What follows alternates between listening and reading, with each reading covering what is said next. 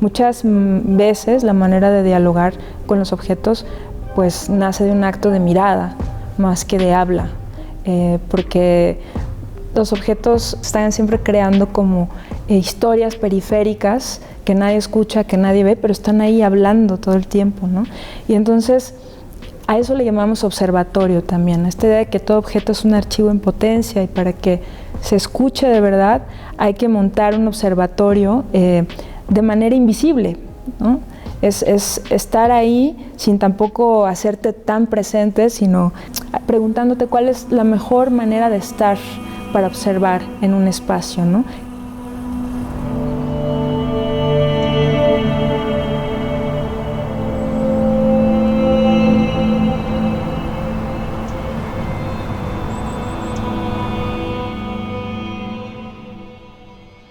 A mí lo que me llama la atención de este modo de hacer, y que siento que ha sido muy poco valorado, es que considero que es esto, que es un gran observatorio de la cultura material, ¿no? De cómo nos relacionamos sociomaterialmente con la vida, desde muchos planos de complejidad, desde la desmaterialización que estamos viviendo, la rematerialización después y en la pandemia, justamente esta cuestión de no volver la memoria un fenómeno institucional, creo que nos revela muchísimas cosas, y por eso me impresiona, me llama, me atrae el teatro de objetos, ¿no?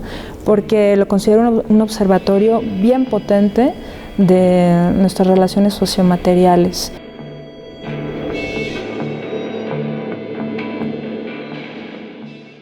Descubrí el mundo de los títeres y las marionetas, y entonces, estando ya estudiando títeres y marionetas, técnica de hilo, me di cuenta que me era insuficiente ese lenguaje, lo encontraba un poco limitado, y fue que descubrí que existía el teatro de objetos, ¿no?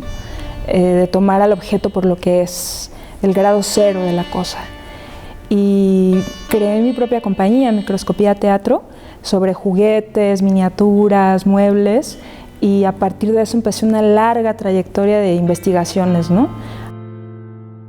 Los objetos que tengo, muchos de los objetos que tengo con Oligor y microscopía, tenemos como toda una clasificación por baúles, cajitas, maletas, muy cuidadosamente envueltos, guardados. Algunos tienen incluso cartitas. Bueno, nos sentimos custodios de esas cosas porque no son objetos nuestros, son objetos encontrados, y les tenemos mucho respeto a algunos de ellos, ¿no? Porque son algunos objetos pues, de gente que no conocimos, de gente fallecida, y que nos convocan a mucho respeto. Y luego están los objetos de los detectives de objetos, que ese es como otro colectivo que tengo, en donde hacemos prácticas de territorio, que son site specific, ¿no? Ahí nosotros no nos llevamos nada, ¿no? Ahí más bien acudimos al sitio y trabajamos con lo que la gente tiene, lo que la gente trae, con lo que hay en los barrios, en las casas, y esos objetos siempre se quedan ahí, ¿no?